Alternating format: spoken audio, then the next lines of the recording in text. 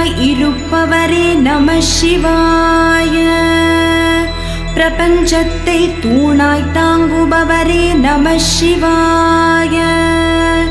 இறைவனுக்கு இறைவன் ஆனவரே நம